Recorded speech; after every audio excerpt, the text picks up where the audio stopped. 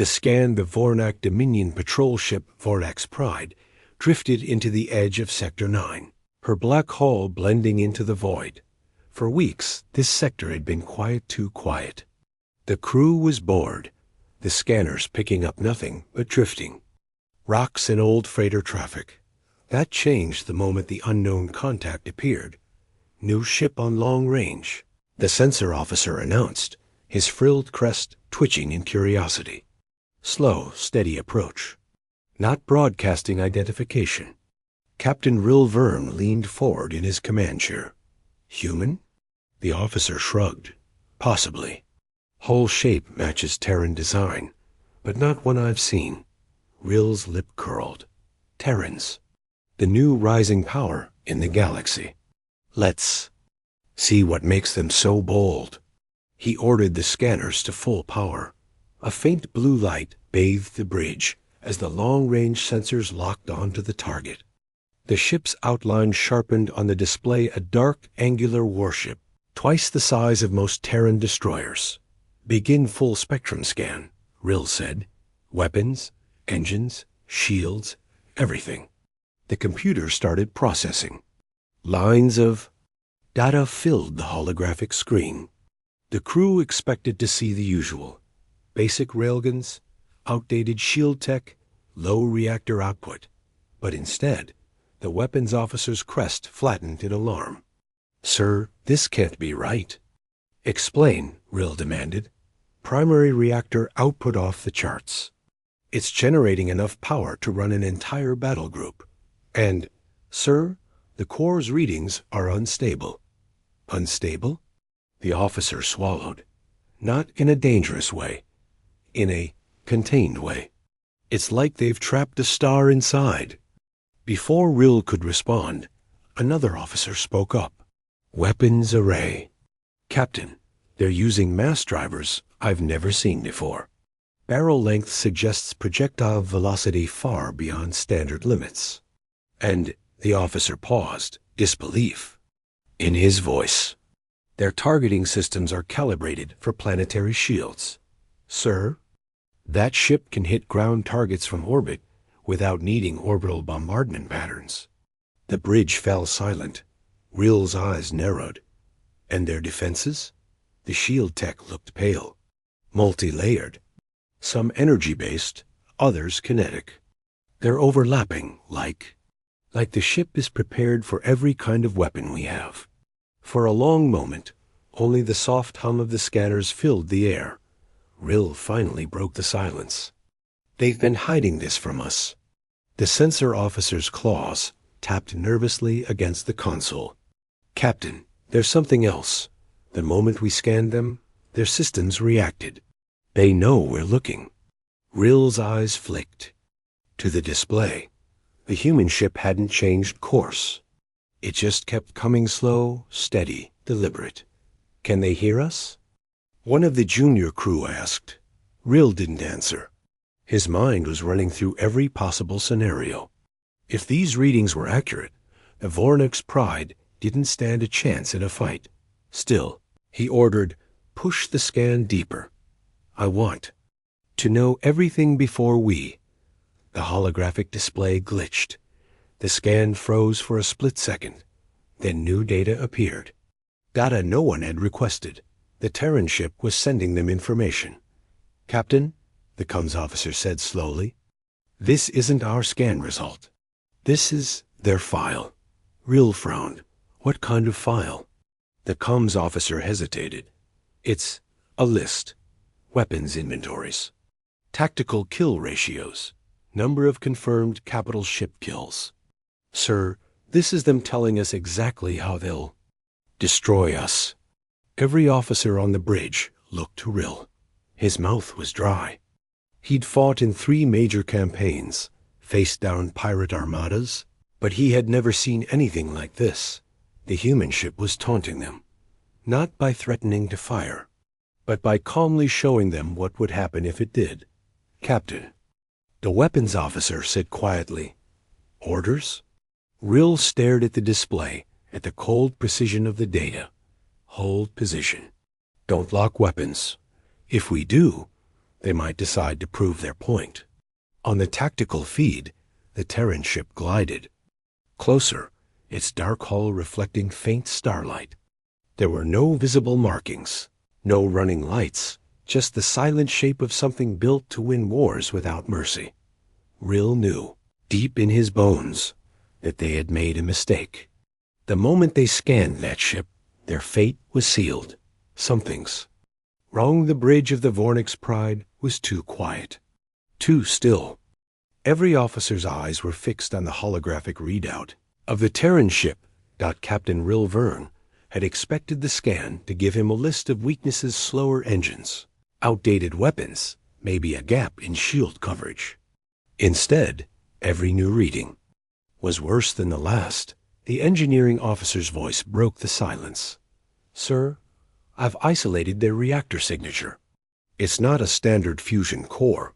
Rill frowned. "Then what is it?" The officer hesitated, his scaled fingers tightening on the console. "It's something I've only seen in old war archives. They call it a singularity drive. It's pulling power directly from a contained black hole." The bridge crew exchanged uneasy glances. That kind of technology wasn't just dangerous.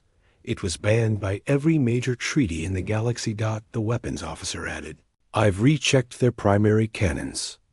The velocity readings are beyond physical limits. Whatever they're firing, sir, it's moving at a fraction below light speed. Shields won't even register the impact before it hits." "And if it misses?" Rill asked. The officer swallowed. "It won't." The shield technician spoke next, his voice low. "They're running 3 different shield types at once: layered energy, kinetic barriers, and some phase-shifting defense I can't identify. Even if we fired everything we'd never break through." Rill's jaw tightened. "They built a ship to fight anything." The comms officer suddenly looked up. "Captain, the Terran vessel is sending us another data packet." Rill stiffened. "Block it." "I can't," the officer replied. "It's not coming through normal channels. It's overriding our systems." The holographic display flickered, and the alien crew watched as a projection of the Terran ship's interior appeared before them. Rows of weapon bays, hangars filled with strike craft, reactor rooms glowing with unnatural light. Every part of it was pristine, maintained to perfection. Then came the last image, the ship's kill record. Hundreds of icons filled the screen, each one representing a destroyed warship. Most were from the First Border War. Some were from campaigns the Vornik had only heard about in whispers. And there were a few that belonged to fleets they didn't even know had been destroyed. Rill rose from his chair slowly. "They're showing us they've killed fleets bigger than ours." Lieutenant Drax, his second-in-command, spoke carefully. "Sir, why would they send us this? To scare us into running?" Rill's eyes narrowed. "No, they're telling us that the moment we scanned them, the fight was already over." The Terran ship had not changed course. It was still gliding toward them, slow, steady, unhurried. Rill felt the weight of that choice. A predator that doesn't rush means one thing: it knows its prey can't escape. "Captain," the weapons officer asked softly, "should we arm our cannons?" Rill didn't answer immediately. His mind played through every possible outcome. If they fired, the Terrans would retaliate, and based on the scan, the Vornix Pride wouldn't last 10 seconds. If they didn't, they'd be marked as cowards. And yet, the crew's lives mattered more than pride. He turned to the comms officer. "Send no hostile signals. Keep our weapons cold. And prepare to disengage at my order." Drax leaned closer. "Sir, that's going to look weak to the rest of the Dominion." Rill's voice was flat. "Better weak and alive than proud and dead." The Terran vessel was close enough now that they could see details of its hull towering weapon mounts. Launch bays large enough for small warships, armor that looked thick enough to shrug off orbital bombardments. And yet, it still hadn't locked weapons. Rill understood. This was psychological warfare. The Terrans didn't need to fire a shot to win. The scan itself had been the battle. The comms officer looked up again. "Captain, they're hailing us." The crew went still. Rill drew a slow breath. "Put it through." A human voice, calm and steady, filled the bridge. "Vornak vessel, you've seen what we are. Leave now and live. Stay, and you will find out exactly how accurate your scan was." The channel went dead. No threats, no insults, just certainty. And that was worse than any weapon Rill had ever faced. The Terran Awakens, the TNS. Leviathan drifted through the void like a sleeping beast. But she wasn't sleeping anymore. On her bridge, Captain Arya Voss stood with her hands clasped behind her back, eyes fixed on the holographic display of the Vornak's Pride. "Status?" she asked. Her second-in-command, Commander Rin Solis, replied, "They ran a full scan, Captain. No stealth about it. They got the message." A faint smile touched Voss's lips. "Good. They wanted to see inside? Let's give them something to remember." She tapped a control on the arm of her chair. Across the Leviathan, systems stirred. Hangar doors hissed open just enough to show the sleek shapes of strike craft inside. Weapon mounts extended slowly, like claws flexing in the dark. Shield generators pulsed with a visible ripple across the hull, just enough for the alien scanners to catch. It wasn't an attack. It was theater. In the Vornak ship's command deck, alarm tones began to rise. "They're powering up," the weapons officer said, his voice tight. "Are they targeting us?" Rill asked. The sensor officer shook his head. "Not directly. They're showing us they can." Back on the Leviathan, Voss turned to her tactical officer. "Overlay false data on their scans. Amplify our reactor output by 30%. Make the railguns look like they can punch through planetary crust." Rin raised an eyebrow. "They're already afraid. That's the point," Voss said calmly. "Fear is cheaper than ammunition." The false data streamed back into the Vornak's Pride, and the effect was immediate. "Captain," the engineering officer said urgently, "our readings are spiking again. Their reactor output is... This can't be right. It's growing." Rill's claws tapped against his armrest. "It's intimidation. Keep scanning." The words were steady, but his stomach was twisting. Every new number confirmed the same thing. If the Leviathan fired, there wouldn't be enough left of the Vornak's Pride to salvage. The human ship shifted its angle slightly, positioning itself between the Vornak's Pride and the nearest star. The effect was chilling. The alien crew now saw the Leviathan as a perfect silhouette, its jagged weapon mounts outlined in burning light. "She's blocking the star," Drax muttered. "Like she's claiming the whole system." Inside the Leviathan's war room, tactical holograms floated in the air-red icons, marking the enemy vessel's weak points. The crew didn't bother hiding it from the alien scanners. "Let them see the targeting patterns," Voss instructed. "I want them thinking about what each one feels like." On the Vornak's Pride, the comms officer's hands were shaking. "Captain, they're broadcasting targeting data on an open frequency. They want us to know exactly where they'll hit us." Rill's jaw clenched. "They're daring us to make the first move." The two ships drifted closer. The gap between them shrank to combat range. Every officer on both bridges knew that, at this distance, one opening volley would decide the battle. On the Leviathan, Voss stepped forward and gave the quiet order: "Lock weapons, but don't fire." A low hum filled the ship as targeting systems engaged, invisible crosshairs settling over the Vornak's Pride. The alien crew felt it instantly. Shields trembled under the focused lock. Readouts flashed warning after warning. Rill gripped the arms of his chair.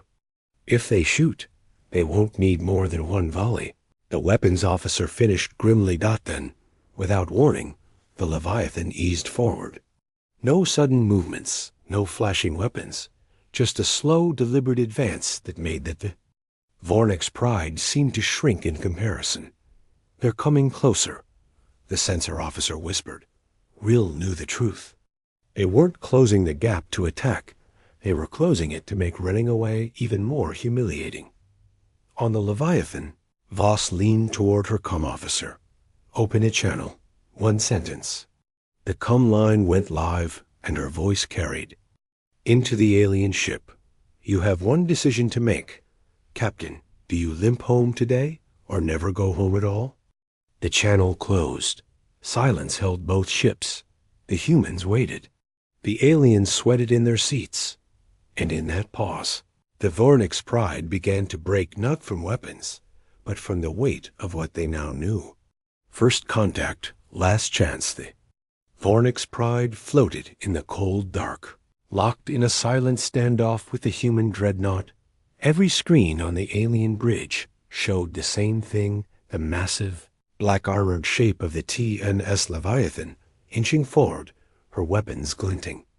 In the faint starlight, she wasn't firing. She wasn't retreating. She was waiting. Captain Rilvern sat rigid in his command chair, eyes never leaving the display.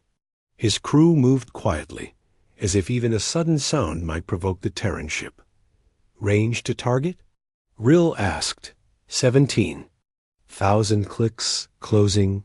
The sensor officer replied, "Close enough for one volley to decide everything." On the Leviathan's bridge, Captain Arya Voss watched the alien ship with calm, unblinking eyes. The crew was silent except for the low hum of power cycling through the ship's systems. "Any sign they're charging weapons?" she asked. Her tactical officer shook his head.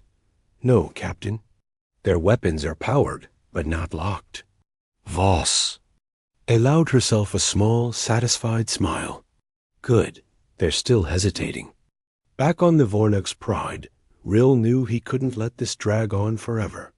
The Dominion's military code demanded a decision fight or flee, and every second he delayed made him look weaker in front of his crew. But then the comms console lit up again. "Captain," the comms officer said quietly, "the humans are hailing us again." Rill's throat tightened. "Put it through." The voice that came over the speakers was the same as before, calm, steady, controlled. "Vornek vessel, you initiated the scan. You know what we are capable of. This is your last chance to leave this system with your ship intact." The alien crew stiffened. Voss's tone wasn't threatening. It was absolute. "They're bluffing," muttered Lieutenant Drax, but no one agreed with him. The scan results still hovered on the display, reminding them of exactly what the Leviathan could do. Rill forced himself to speak into the comm. "Terran vessel, you are in Vorok-patrolled space. Turn back, or—" He didn't get to finish. Leviathan shifted course in an instant. Her main batteries rotated forward, locking directly on the Vornok's pride. The targeting alarm screamed through the alien bridge. The human captain's voice cut through the chaos, like a blade. "Or what?" Silence fell again. The alien officer stared at Rill, waiting for his answer. He had none. The tactical readouts showed that the Leviathan's weapons were not just targeting the ship, they were targeting critical systems. Reactor core, bridge, engines. If they fired, the Vornek's pride wouldn't even have time to send a distress call. Rill glanced at his crew. Every face told him the same thing. They knew they couldn't win. And worse, they knew he knew. His pride burned, but survival burned hotter. "Hell," he said finally, his voice low. "Prepare to disengage. Maximum burn." The helm officer hesitated. "Sir, if we retreat—" Rill's eyes snapped to him. "If we retreat, we live." Back on the Leviathan, Voss watched as the alien ship's engines flared. The Vornek's pride began to pull away, slow at first, and faster as they broke the standoff. "Hold targeting lock until they're out of range," Voss ordered. The crew obeyed, the hum of weapon systems filling the bridge. Only when the alien ship had vanished into the black did she finally say, "Stand down." The targeting reticles faded, and the Leviathan's weapons retracted with smooth precision. The humans didn't celebrate. They didn't cheer. This wasn't a victory. It was a lesson dot in the alien ship's war log. Rill entered a single line for the encounter. Engaged Terran. Warship. Scanned. Withdrew. No shots fired, but in his private captain's journal, he wrote something different. Do not scan a Terran dreadnought unless you are ready to face your own death. The standoff the Vornak's Pride was running at full burn, her engines screaming through the void. But no matter how fast they fled, the shadow of the human dreadnought lingered in the crew's minds. Captain Rill Verne sat in silence, watching the tactical feed. The TN's Leviathan had not pursued. She simply hovered in the same spot, silent and still, like a predator that had already claimed the hunting ground. "They're not following," the sensor officer said, almost in disbelief. "They don't need to," Rill replied. His voice was flat, heavy dot, but just as the crew began to relax, the comms panel lit up again. "Captain," the comms officer said nervously, "incoming transmission, wide band. They're broadcasting on open frequencies." Rill's stomach twisted. "Play it." The Leviathan's captain spoke once more. Her tone was the same calm, almost bored, but there was something in it that made every scale on Rill's neck stand up. "To any vessel scanning Terran warships without clearance, this is your first and only warning. The galaxy is large. Stay out of our shadow." The message cut off. It repeated, over and over, not just to the Vornak's Pride, but across every CHANNEL in range. "That's not a threat," Lieutenant Drax muttered. "That's a proclamation." Rill didn't answer. He knew exactly what it was. The humans were marking their territory. And now, every ship within 3 sectors would hear that message and remember the name Leviathan. On the Leviathan's bridge, Captain Aria Voss watched as her comms officer confirmed the broadcast had reached its intended audience. "They'll think twice before trying again," the officer said. Voss nodded. "Good. Fear is faster than war." Back on the Vornak's Pride, the crew worked in tense silence. Systems still screamed from the targeting lock they had endured. The hull was intact, but their pride was shattered. The engineering officer broke the silence. "Captain, our outer hull sensors still detect something strange. It's faint, but I think they've tagged us." "Tagged?" Rill frowned. "Yes, sir. A microscopic beacon. They'll know where we are. Always." Rill's claws tightened on the armrest. "Can we remove it?" The officer shook his head slowly. "Not without stripping the hull." The truth sank in like cold iron. The humans had let them go, but only because they wanted them to. If the Leviathan ever wanted to find the Vornak's Pride again, she could. Instantly. Hours later, the Dominion Command received Rill's formal report. They expected tactical analysis, weakness assessments, and suggestions for engagement. Instead, they got 3 words. Do not engage. But in the halls of the Dominion fleet academies, whispers began to spread. Cadets told the story in low voices. How a single Terran ship had frozen a Vornak warship in place without firing a shot. Some laughed, calling it exaggeration. Others believed every word.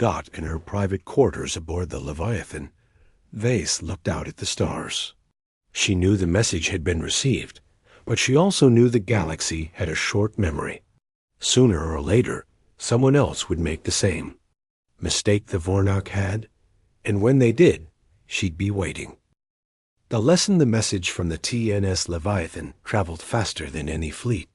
It didn't need hyperspace drives or warships to carry it, only rumor, fear, and the sharp memory of survival.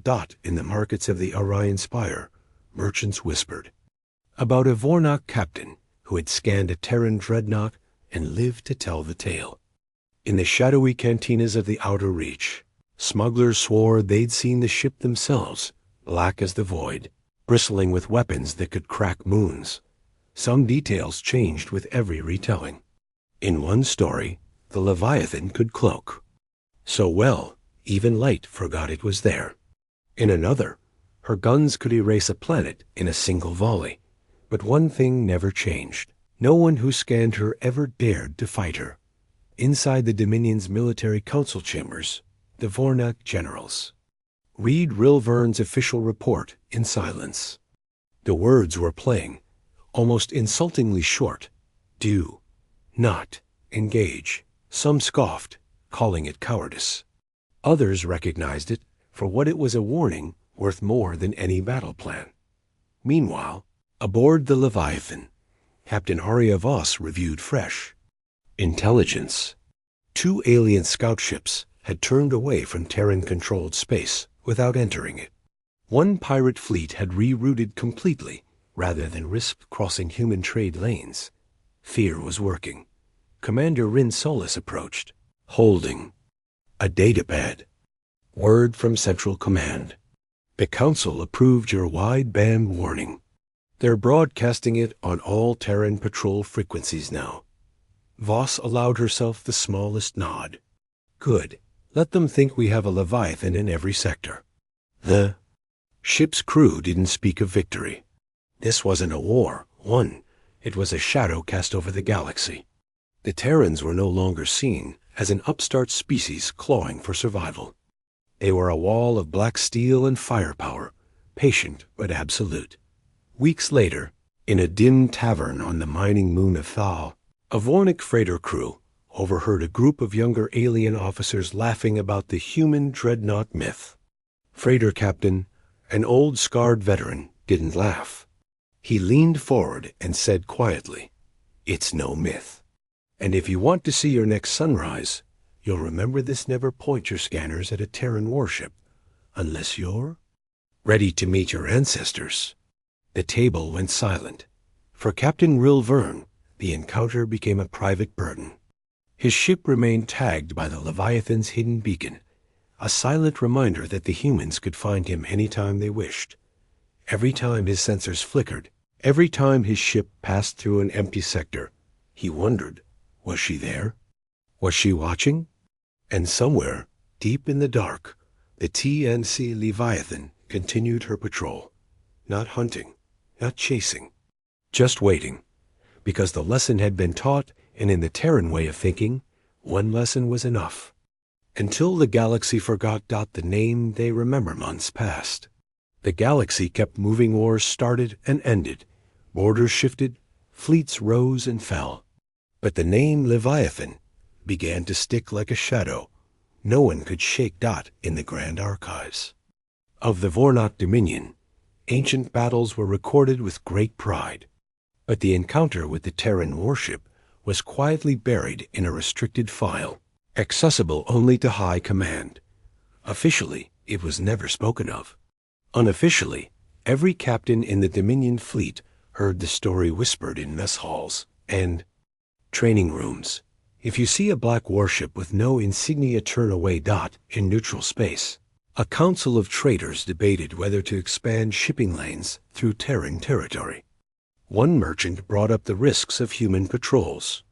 Another laughed and said, "They won't attack without cause." The first merchant leaned forward and whispered, "Maybe not. But if they think you're hostile, you won't even have time to regret it." On the Leviathan's bridge, Captain Arya Voss stood at the forward viewport, hands clasped behind her back. Her crew moved quietly, disciplined, the hum of the ship's core like the steady beat of a giant's heart. "Commander." Rin approached. "New orders from Central Command. They want us to patrol the outer edge of the Cora system. Reports say Vornak scouts are active there." Voss's lips curved into the faintest smile. "Let them see us. Let them remember." Far across the void in the Cora system itself, a Vornak scout ship picked up a massive energy signature entering the sector.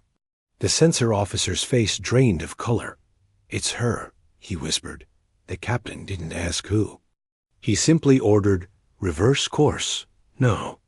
Word spread again, faster than official channels could control. A single sighting of the Leviathan was enough to divert an entire operation. Without firing a shot, without a single casualty. And so, over time, the galaxy forgot the details, the scans, the standoff, the captain's calm warning. But they never forgot the lesson. When alien navigators charted safe routes, they marked Terran patrol zones in red. When smugglers told ghost stories, in back rooms, they always ended with the same chilling phrase: "You can forget a battle, but you never forget the Leviathan." On the Leviathan herself, Captain Voss kept no trophies, no medals. Only a single line in her personal log. One ship, one standoff. And now they know humans don't need to fire to win. And in the sea, endless dark of space, the Terran dreadnought sailed on, patient as the void, her name carried on whispers and fear. A name no one dared to speak too loudly. The Leviathan.